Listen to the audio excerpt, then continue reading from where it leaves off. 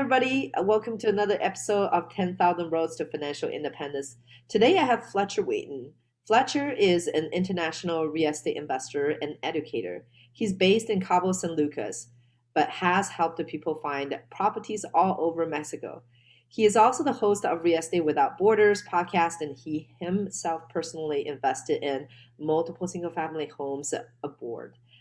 Welcome on the show today, Fletcher. Hello, Elisa. Thank you so much for having me on. Looking forward to our conversation today.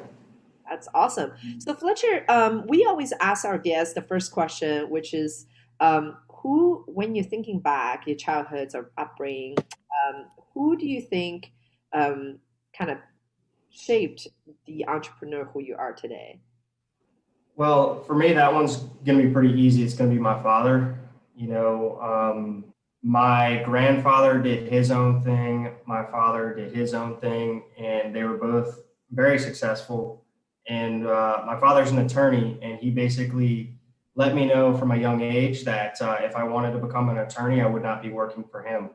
Mhm. It was kind of like the opposite of nepotism, right? And he basically was letting me know that I had to do my own thing. I had to go my own course. And he used the example of his father. His father kind of told him the same thing. He said, "You're going to end up being a lot more happy if you find a path that you want to go on.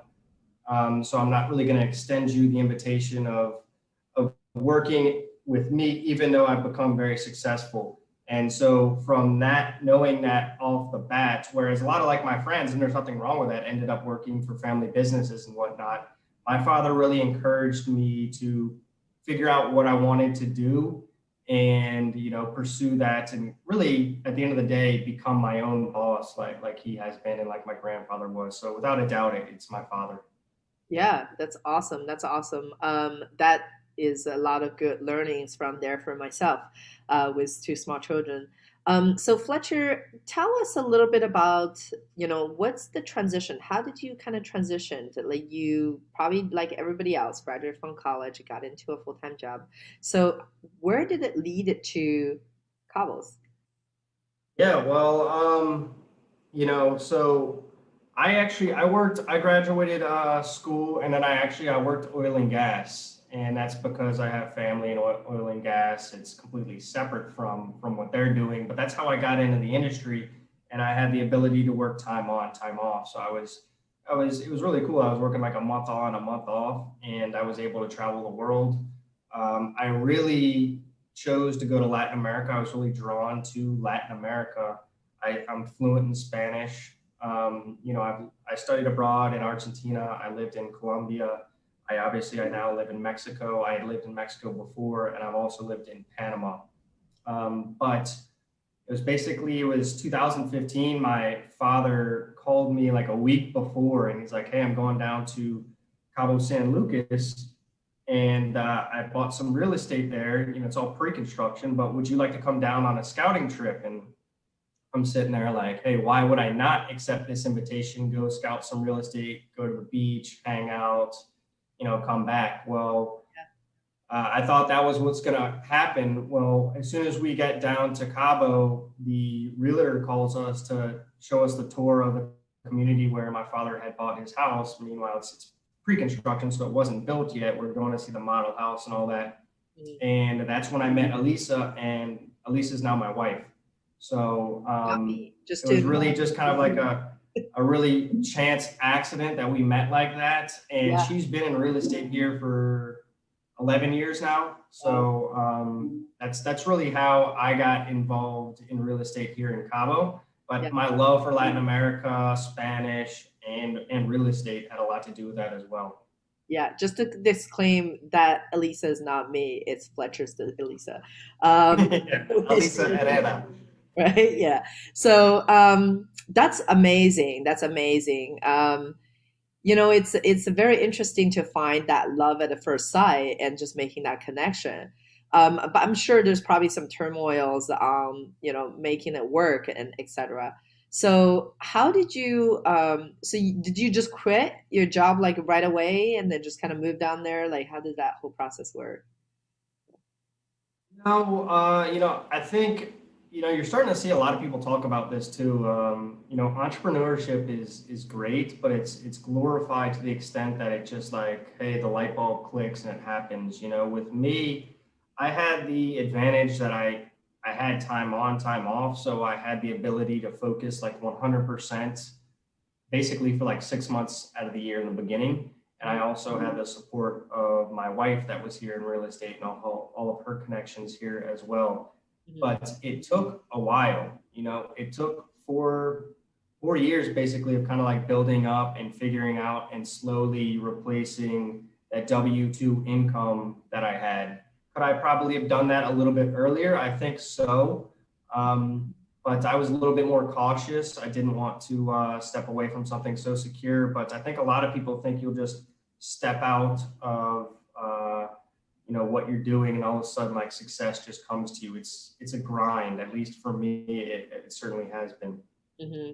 And then so, but it's in Mexico, and so you you met love of your life in Mexico, and your job is still at the time in US, right? So were you able to kind of work remotely to kind of ease it off from there, or kind of, or did you have to travel during these 4 years, like kind of on and off, kind of meeting your wife over there as well, meanwhile opening up another business on the side?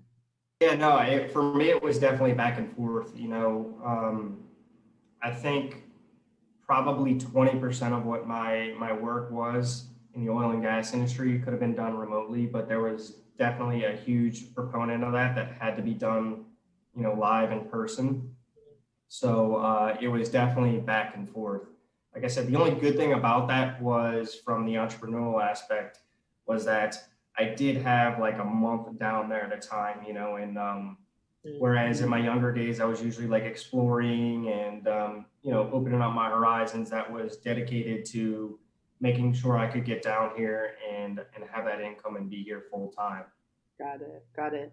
And then what is your kind of first investment? How did you go about the replacing your income, kind of replacing making that comfortable enough to make the leap? Because you definitely did I didn't just quit cold turkey. You kind of build it up a additional income stream before you kind of replace it, went down there, you know, maybe. Yeah. So once again, a lot of this goes back to my upbringing and my parents. I was always, taught, when I was younger, like if I made, money washing vehicles or whatever, I would put money in the stock market. My dad would double it and my grandfather would triple it.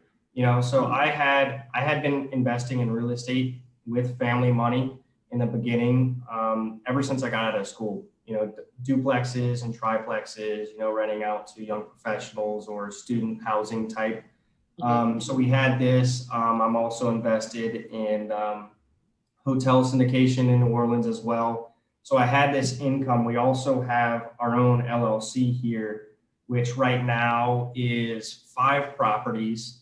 And we just recently closed on a plot of land, and we're still trying to figure out what we're going to do with it. And once again, this is not necessarily, a lot of people ask me about like commercial properties here, and it's not as big as you would find in the States, but there still is a lot of, rental properties and whatnot. So it wasn't once again overnight, but it was slowly. I did have that kind of base where maybe 50% of what I needed was already there through rental income or equity that I had built up in investing since, and this is over like a 15-year period, so once again, it wasn't overnight. Yeah, yeah, definitely long-term accumulation there. So you mentioned about the LLC. I think for our listeners who are not familiar, how to do real estate in Mexico. Can you kind of give us a little bit rundown on this? Why the LLC? What are some of the rules that people should know? Because last year when I was down there for a whole month, we're like, oh, I guess we can buy a condo down here and then just maybe rent it out Airbnb. I'm sure a lot of listeners had the same thoughts when they go to Bahamas and somewhere else. So tell us a little bit more about behind the scenes. What are the stuff a beginning investor should kind of really look into when they thinking seriously about investing overseas in Mexico specifically? Yeah, so that's a good question. The LLC that we set up, it's called an SRL here, and the whole process has made me appreciate how much easier it is to set up an LLC in the United States. Um, that goes through a lot of things: the ease, the cost, the ability to get financing, things like that.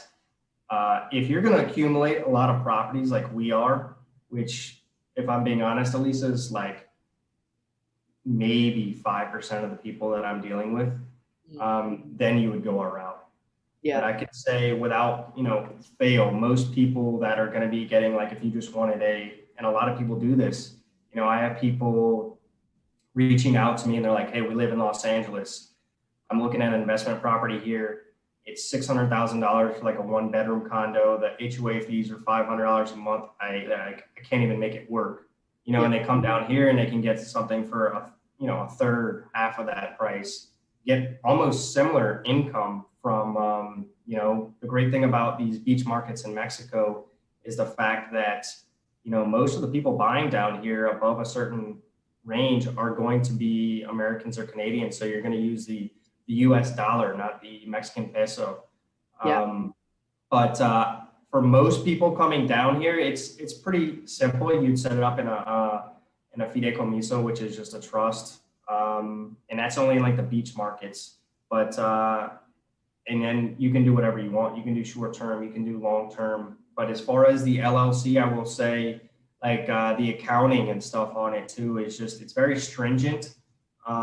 So I'd say most people that are coming down here, they're not even going to worry about that route because, and then on top of that too, Elisa, there's a lot of people that, come down here and they think like, oh, they see other people that aren't necessarily doing things by the book.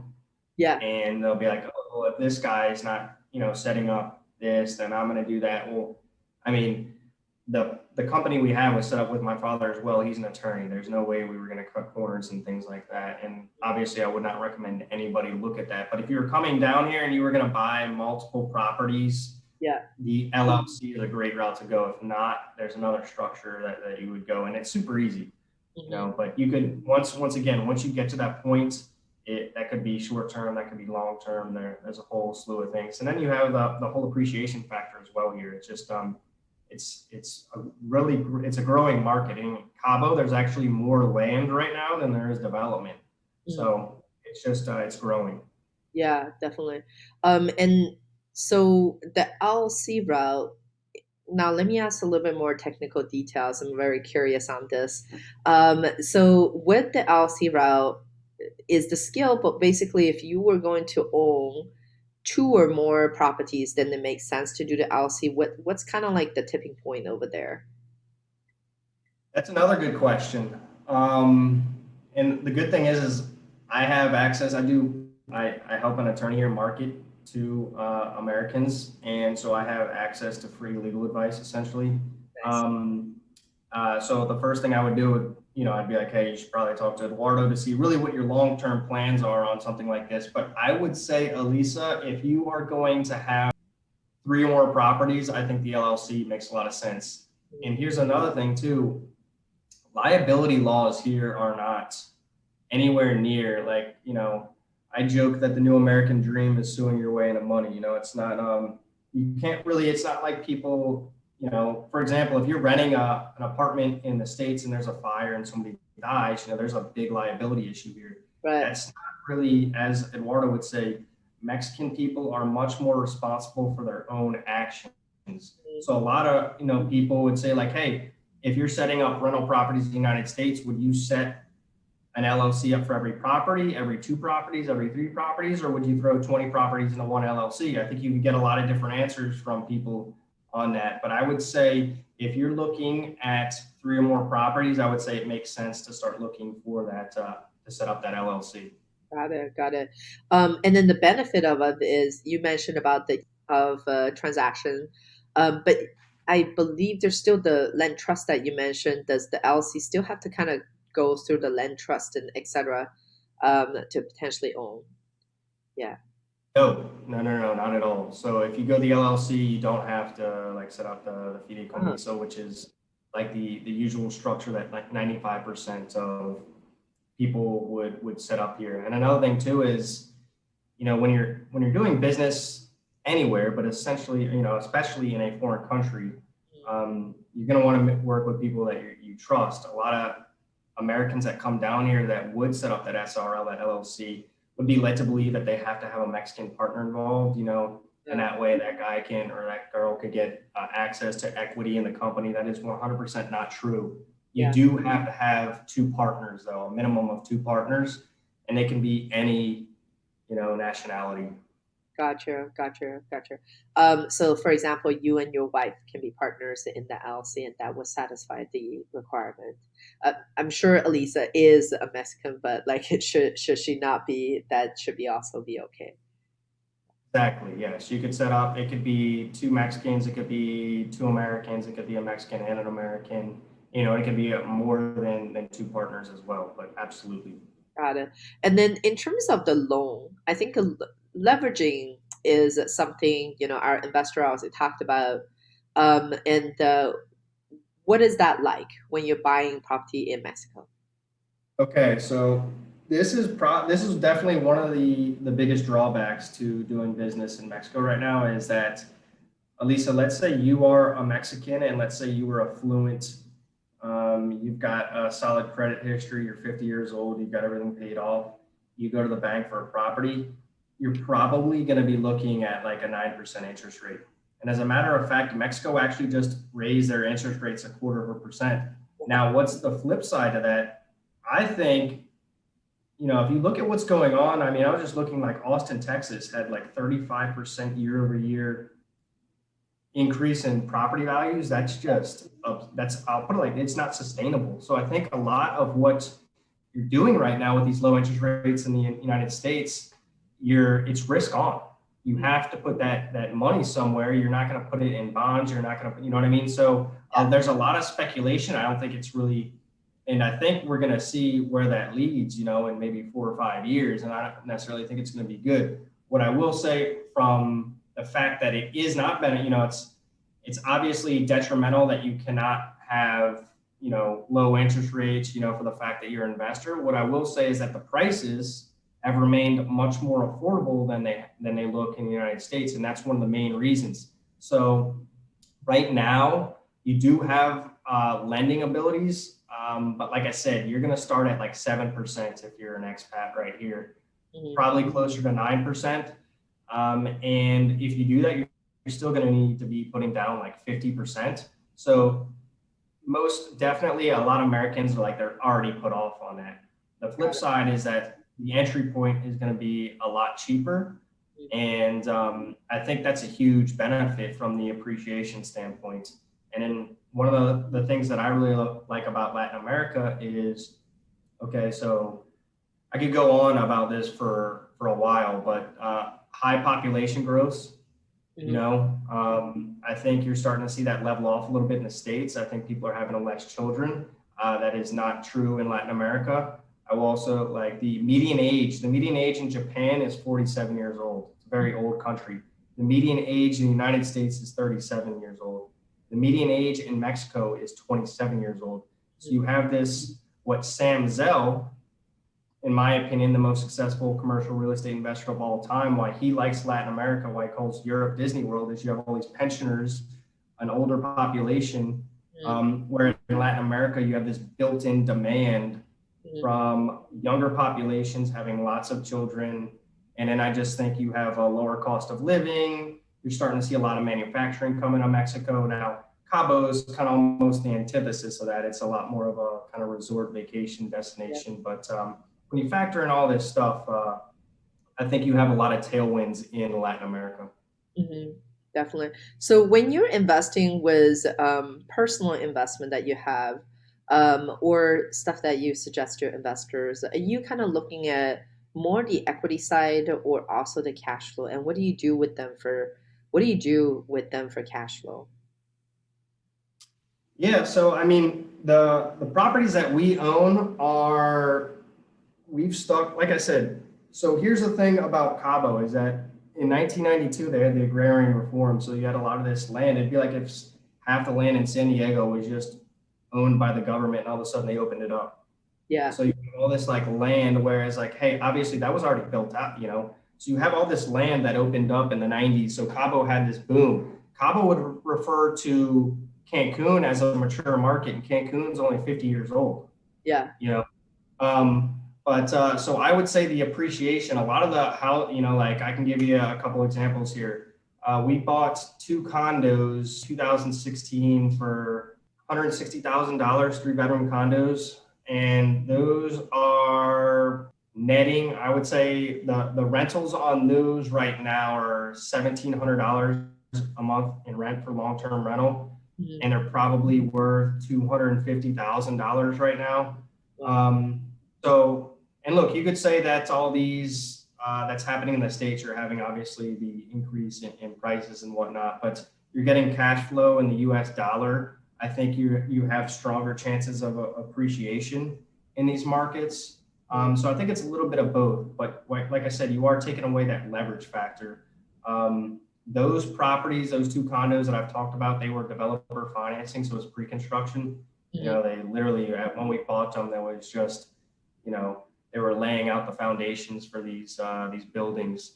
So that's a route we really like. And you have this like, hey, why would you buy something that's not built out? You're basically, you should have appreciation upon delivery. If you're not going to see that, then you would probably buy something that's existing. Mhm. Yeah, exactly. That's interesting because you touched upon buying pre development projects. For some other properties over here in Seattle and etc., you just don't get that. But in a country like Mexico, you even see some in China. Pre-delivering purchase is definitely a thing because you kind of bought into appreciation. Now there is a little bit of a risk come along with it. So what would you say the due diligence that you would do buying something that pre-construction? Yeah, this is it's another great question. I have got videos on this explaining, but it all comes down to the developer. You know, did they have a track record? Are they? I joke. There's a lot of. I mean, I wouldn't call them horror stories, but there's people where like the joke is, hey, we're getting it delivered December, and it's like, well, which year are they? Which December are they going to be delivering that? So you go with proven developers that have track records.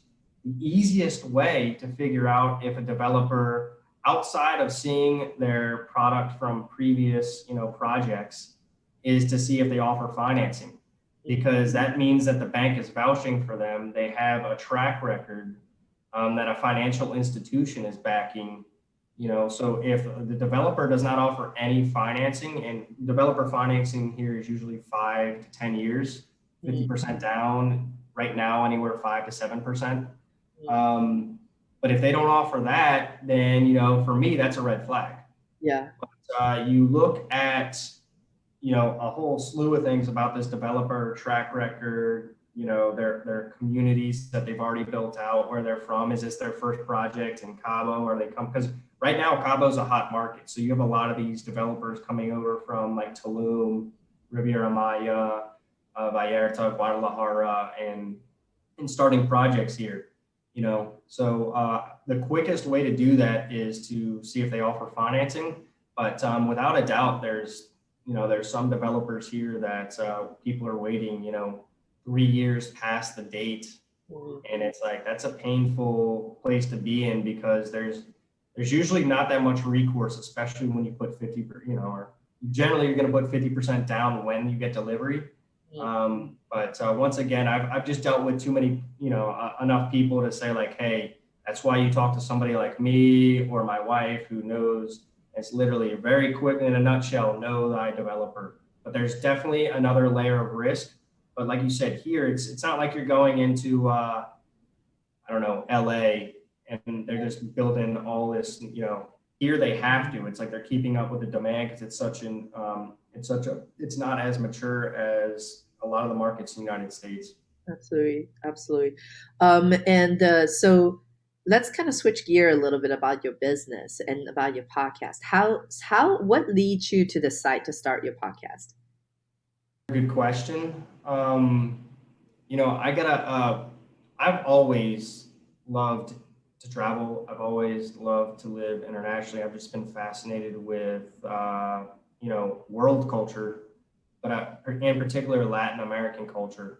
And I have a friend here. He's an Irish guy, and he's got relationships with so many people, and he actually works for International Living. That's one of the places where he gets his clients from, and he just knows all these people. And I joke that I want to be like him, and he's very supportive of that. But the reason that he's doing so well is his relationships that he has. And I've already seen, so people might think, oh, hey, the podcast is for the people that are listening, and it most certainly is. But Elisa, I probably wouldn't have met you if I hadn't started that podcast, So it's really opened up so many doors, and it's really to grow the network, because I originally thought like, hey, why would I start a podcast when so many other people have a podcast? Why would somebody listen to me? And I was like, hey, well, I do have this international twist to it. It's not just another podcast, but furthermore, I started thinking about it, and this wasn't me. This was people telling me, hey, you're going to meet a ton of people. So the whole networking aspect, if you're thinking about starting a podcast, I mean, the network will increase, and that's been a huge thing. And on top of it, if you're, going to do a podcast and, you got to think long term, will I be doing this podcast in 3 years? That's what I would ask you. If you're not going to be doing a podcast in 2 to 3 years, I might think about, hey, but if you're going to do that in, let's say, 3 years, fast forward, and you've got 100 episodes, 150 episodes, all the relationships you've gotten, and you're going to get better. Public speaking, you're going to meet so many people. So it's been so beneficial. It took me a year just to launch it, just because I was scared that I wasn't going to keep it up, but it's been so beneficial. I'm really happy that I launched the podcast. That's awesome. And then the podcast name is Real Estate Without Borders. Real Estate Without Borders. Without Borders, exactly. Guys, we should probably check it out, and then we'll put that in our show notes as well. So from the podcast, so how do you actually build a business, in Mexico? Like you're going back and forth and kind of like really talked about like how do you actually build a business? How do you find lead gen? Like people always like, oh, we're gonna start a podcast to get lead gen, but we know podcast is really a great time to spend quality hour with other people, selfishly. Where does the lead gen comes in? Like if someone wants to kind of start doing real estate brokerage in a foreign country, what the best advice you would have for them? Yeah, honestly, I would say you'd have to like really know people. It's not like I just came down here on a whim and did that, but I think for me, it really clicked when I started going to, and that's the great thing about having stuff opening up now, is I went to a conference on international real estate in Playa del Carmen, Mexico. And I was blown away. It was like, 400 people, and they were all older than me because they were all looking to invest. So it's kind of like the baby boomers that are looking for another option, either for retirement or they wanted to get money out of the stock market or things like that. And that's where it really clicked. And then, so I knew there was a market there. Before that, I was kind of skeptical. I was like, this seems like I'm swimming against the current way too much. And then past that, it's like, if you're passionate about something, it's the podcast. I do YouTube too. I'm very active on LinkedIn and stuff. And a lot of, it's starting to become more common where I'll get, especially older people that are looking to invest, they'll reach out to me and do this. And after like the second or third conversation, I'll be like, man, what you're doing is so cool. Yeah. And it's like they're really genuinely curious and interested. And I think the only way to get to that point where people are really doing that is A, you enjoy what you love, but B, you're like consistent and you made a commitment to it. Mm-hmm. Yeah, absolutely. That's awesome. And what does look like for you in 5 or 10 years? What is some long-term goals? Being where you are, living the life in Cabos, and being with your dream girl, and have a successful business. So, what is a 5 years or 10 year goal for you? That's another good question. So I'm very confident that just staying in the market that I'm in Cabo would be great because there's just so many tailwinds. But if I wanted to push the envelope on this one, I'd say I'd love to be the guy that people go to when they're looking for international real estate, whether that's they need a connection to somebody, you know, and that's really part of the podcast too, was saying, hey, if somebody comes to me, and that's what I've realized, a lot of people end up in Cabo because there's a guy that I golf with here, and he was looking at buying and living in Panama, and then his mom got sick, and he basically was like, "Well, Panama's kind of far. Flying Cabo is almost like an extension of the United States. It's so easy to get here." Um, so that's when I realized too, it's like, hey, I'm not necessarily just going after people that are interested in Cabo, but people that are interested in the international lifestyle as well. So I think, in 5 or 10 years, I'd love to be, not just in Cabo. I love Cabo, so I will be based here. Like that's a no brainer. We've got a lot going on here, and I'm happy here, So, but maybe in 5 or 10 years, I'd love to have that, kind of scoped out to, and I'm not saying worldwide, but for an example, I have somebody right now that's they're in Australia, and they are affiliated with a big website in China. And he's basically telling me that a lot of Chinese investors historically have invested in Australia, the United States, and the United Kingdom, or in London, areas like that. And he's like, they really have no exposure to Latin America. And would you be able to help me introduce me to some developers? And we got to talking, and we're right in the middle of connecting with developers in Mexico City, Colombia. So, this is just kind of like the tip of the iceberg for me. I think I'd love to be like the go-to guy for Latin America in 5 or 10 years. Sorry if that was a long answer.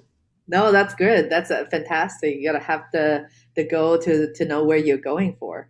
Absolutely. And Fletcher, do you have children or do you have young children in your life? Yes, I got Parker, little Parker Cito, man. He is 2.5. Oh, cute. Obviously, he's too early, too young to ask this question, but we usually like to ask our guests to kind of wrap up the show is being a father. What do you think, or what have you been doing? He's too young, probably, to help them instill the thoughts on being financial independent, being financial literacy. Like, what are you doing to educate them on that?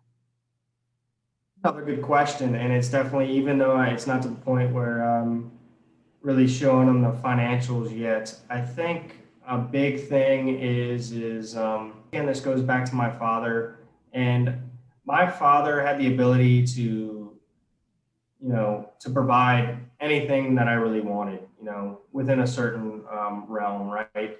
But at the end of the day, he really did keep it. We went to the best schools. There was nothing, you know, all the expenses didn't matter there. But past that, it was like, making sure that you don't spoil your kid, and making sure that they understand the value of a dollar, regardless of how much money you have.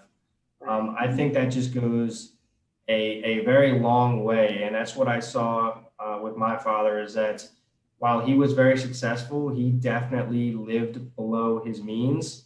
And now, right now, he's got the ability to really do whatever he wants because he saved and invested, and he didn't spend on the fancy cars. He might have them now, but when we were growing up, my parents were very modest in that regard. So I would say living below your means and showing your child that, and not, making sure that they have a good work ethic and they're doing chores in order to get, the things that they want.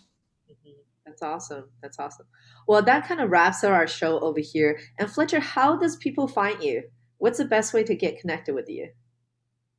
Yeah, so you can find me on LinkedIn, Fletcher Wheaton, or you can check out my website. That's cabokey.com, cabokey.com. And you can drop me a message there. So, or you can, my YouTube channel is growing, so you can check me out on YouTube as well. But those are three ways to get in touch. That's awesome. And then let's not forget his podcast as well. Give it a listen.